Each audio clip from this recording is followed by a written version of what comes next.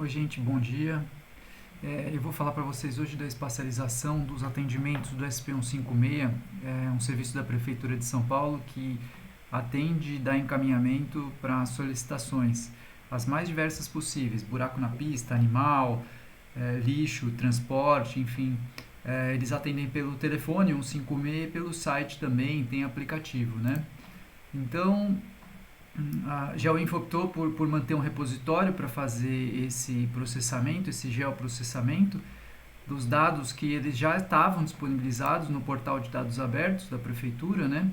Então, aqui no portal de dados abertos, a gente tinha acesso aos arquivos CSV, a todas as solicitações desde de 2012, na verdade, né? O layout mudou um pouquinho em 2015, então a gente optou de fazer esse geoprocessamento a partir de 2015.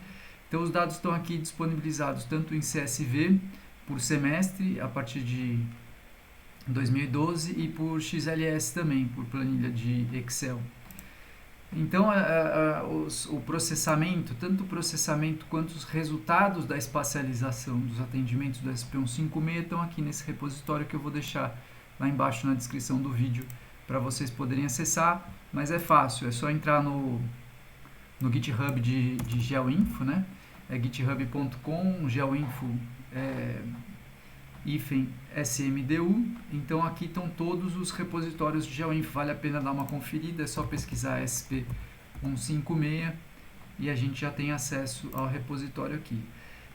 Para quem não conhece o GitHub, é fácil, a gente pode vir aqui no botãozinho verde fazer o download disso aqui tudo, então ele vai fazer o download de toda essa estrutura, com todos esses arquivos aqui, através de um arquivo zip, mas eu aconselho fortemente a dar uma estudada no GitHub e utilizar os recursos que ele tem.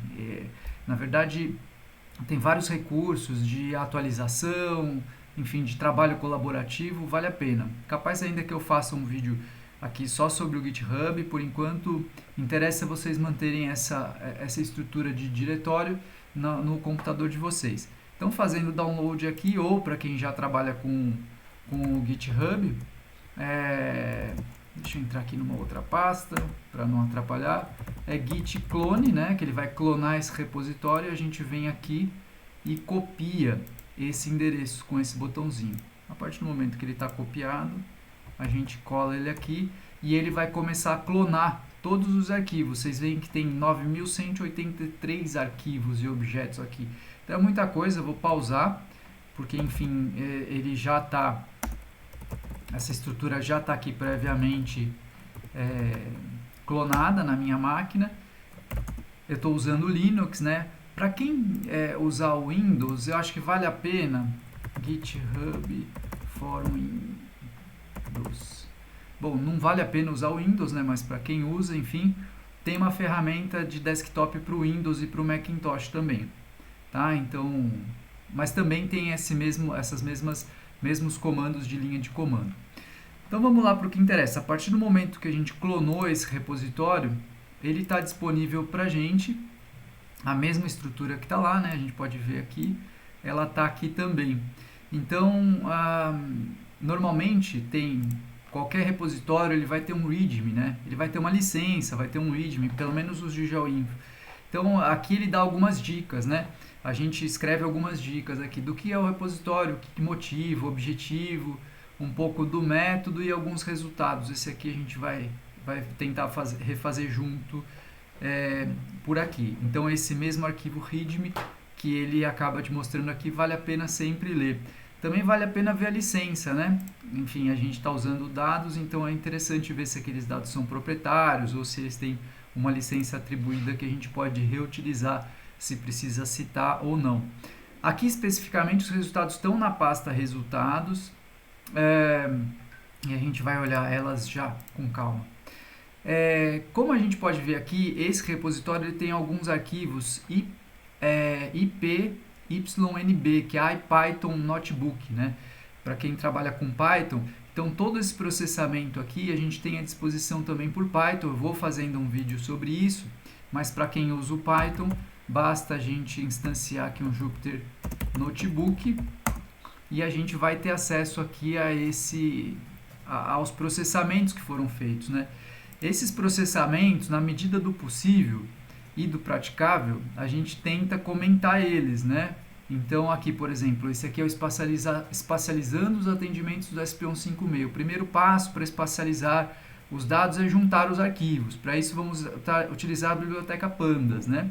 Então a gente ainda vai falar sobre Pandas, que é uma biblioteca de trabalhar com grandes volumes de dados de uma maneira bem interessante. Então ele junta todos os arquivos, ele sabe quais são as colunas que tem nesses arquivos, né, nesses CSVs. Aqui a gente dá uma visualizada neles e aí a gente vai colocando, por exemplo, eu posso agrupar por tema e contar quantos temas eu tenho. Temas de animais eu tenho 207 mil registros e assim por diante, né?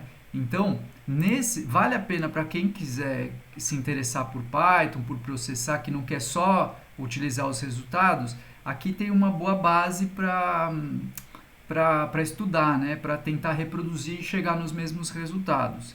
Eu aconselho também para quem, deixa eu pausar aqui essa instância, para quem quer codificar, instala o Visual Code. O Visual Code é um editor de texto, pode ser qualquer outro editor de textos, mas eu acho que vale a pena porque ele deixa o código mais legível para a gente, né?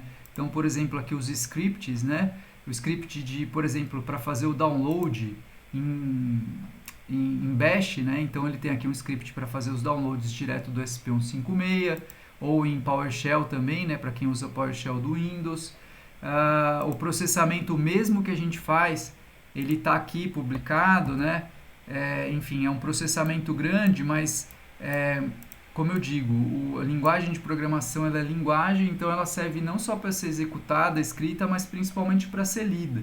Então a gente aprende muito lendo, né? Principalmente aqui que o código está comentado, a gente sabe o que exatamente esse código faz, né? Que ele transforma aqueles arquivos CSV em um arquivo geoespacializado, a gente conhece a estrutura, então enfim, também além de resultado, além de processamento, é uma boa maneira de aprender, né? Um bom meio de aprender sobre programação. Então vamos lá, vamos ao que interessa para esse vídeo, que são os resultados. Então aqui na pasta resultados, a gente tem aqui separados por anos, né? A gente tem os últimos 6 meses, porque foi uma estratégia que a gente utilizou para publicação no GeoSampa, de publicar só os últimos 6 meses, por ser um volume de dados muito grande.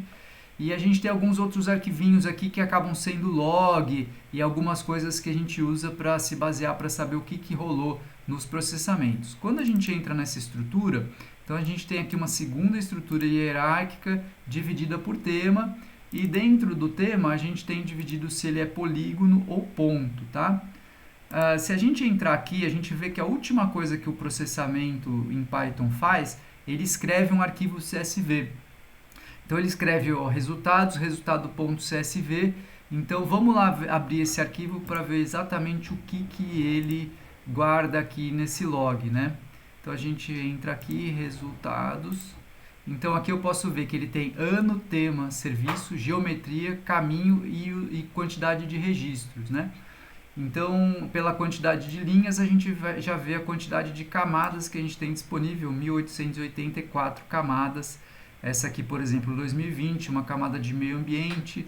O serviço é sugerir obras de drenagem em córregos por ponto. E o resultado está aqui, nessa estrutura. Resultados 2020, meio ambiente, polígonos, né?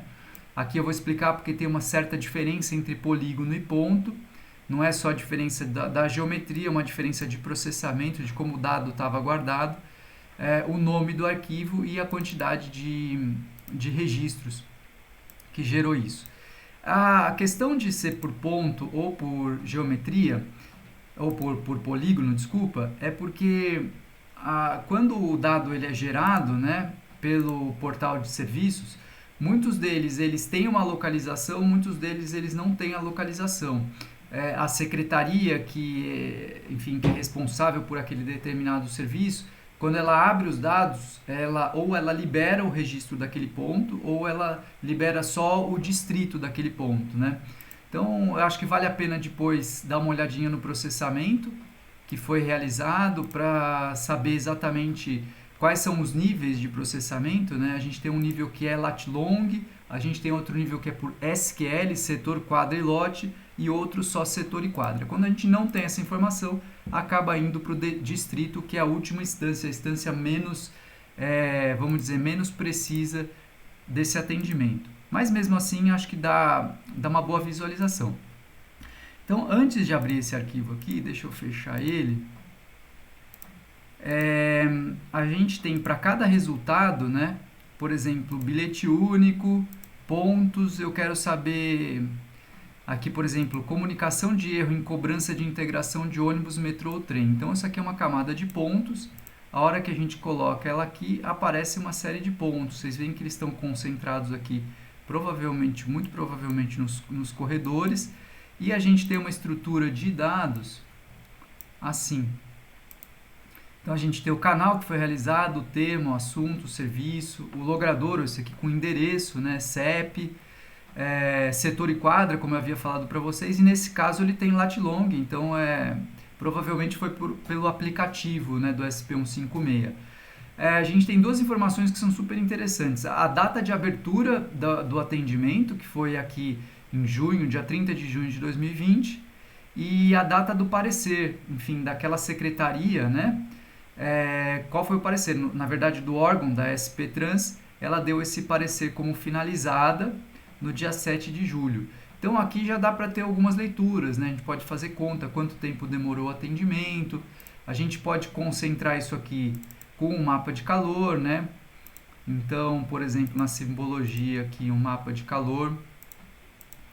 Então a gente tem onde estão as maiores concentrações, que realmente condiz com aqueles corredores, com as centralidades do transporte coletivo, né? E a gente pode ligar um recurso muito interessante, que aqui nos resultados a gente até colocou como exemplo, ó, exemplos de análises. Então aqui tem um arquivo do QGIS, esse arquivo do QGIS a gente vai abrir ele aqui agora, onde ele, na verdade, ele usa esse recurso temporal do QGIS que eu vou explicar para vocês. Só vou ajustar a data aqui. Então, esse recurso temporal, o que ele faz? Ele vai atualizando a camada, então ele é uma maneira de visualizar dados que são espaço-temporais. É muito comum isso na cidade, né? Alguma coisa que acontece na medida do tempo. E aqui a gente pegou um caso que eu acho interessante, particularmente, é vistoria em colmeia e vesperos instalados, né? Então eles têm, parece que uma relação forte com a época do ano, talvez com a temperatura ou período de chuvas, né? Que a gente vê que ele acontece aqui predominantemente nos meses de fevereiro, março, aí ele volta aqui, ó, fevereiro, março, aí ele volta aqui, fevereiro, março, que tem uma intensidade maior e isso espacializado na cidade. É interessante do ponto de vista de visualização, mas a gente também pode fazer conta, né? Separar áreas, fazer estatísticas por zona, enfim, a gente pode trabalhar esse dado aqui, enfim, de diversas formas, e o especialista que conhece ou que está fazendo a gestão da remoção de colmeia e vespeiro, ele pode também ter uma base para alocar recurso ou para tentar agir não na contingência, mas agir preventivamente, né? Se é que isso seja um problema. Então, o que a gente faz aqui para ativar esse recurso é muito simples. O QGIS ele precisa estar numa versão acima da versão 3.16, se não me engano, e ele tem um recurso, tá vendo que tem um reloginho ligado aqui? Ele tem um recurso que chama temporal, ele abre aqui, temporal. E aí eu posso escolher ou um tempo fixo, né? Ou aqui no caso um campo, né? Um atributo que ele contém a hora e o dia, né? O time date, vamos dizer assim. Então aqui eu escolho o campo, né? Pode ser a data do parecer ou de abertura, eu preferi a data de abertura, duração do evento 1 mês. A gente vai ver isso num próximo vídeo que fala sobre a densidade construtiva e a gente usa um outro recurso da temporalidade que é para escolher qual a camada que está sendo visualizada ou não. Bom, esse foi um vídeo rápido, se tiver dúvida, eu acho que tem dois recursos aqui, ou comenta no vídeo, ou também abre um issue aqui no próprio GitHub, né, que está dentro do assunto. Para abrir um issue é muito fácil, é só fazer um usuário dentro do GitHub, abrir um issue e escrever qualquer coisa aqui, né? Por exemplo, é, enfim, gostaria que falasse mais sobre o recurso de temporalidade. É verdade, a gente acabou falando um pouco rápido, mas tem vários tutoriais aí espalhados pela internet, principalmente agora nessa fase de pandemia, com dados do Covid, que é bem interessante de se fazer. Mas pode abrir um issue e eu comentar no vídeo, e eu estou à disposição e pretendo colocar mais vídeos aqui, não só do GitHub de SMDU, desculpa, de GeoInfo, de SMU, ou então de coisas que eu tenho feito na pesquisa e outras coisas de arquitetura, urbanismo e informações espaciais. Tá bom? Obrigado.